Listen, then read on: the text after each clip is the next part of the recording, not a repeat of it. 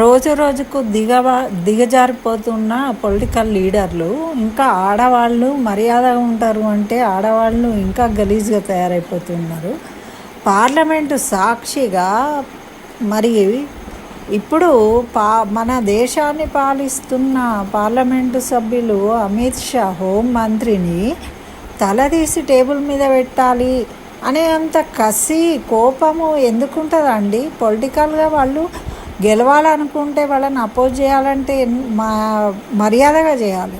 అక్కడ మిగతా ముస్లిం నాయకులైన ఓవైసీ కూడా మర్యాదగా పాటించాలి. ఇట్లా అనొద్దు అంటే హిందువై ఉండి ఈ మహూబా మొయిత్రాట ఈమె కాంగ్రెస్ లీడరు అంత ఘోరమైన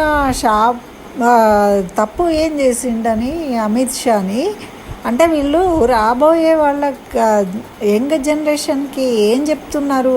ఏది పడితే అది మాట్లాడు. అదేమన్నా రౌడీ షీటర్ ఆమె, లేకపోతే అదేమన్నా నడి రోడ్డు మీద మాట్లాడుతున్నావా నువ్వు? పార్లమెంటులో ఏ సభ్యత సంస్కారం లేకుండా మీరు ఏం చెప్తున్నారు? అందుకని అందరూ గొంతెత్తి ప్రజలందరూ కూడా దీన్ని అపోజ్ చేయాల్సిన అవసరం ఉంది.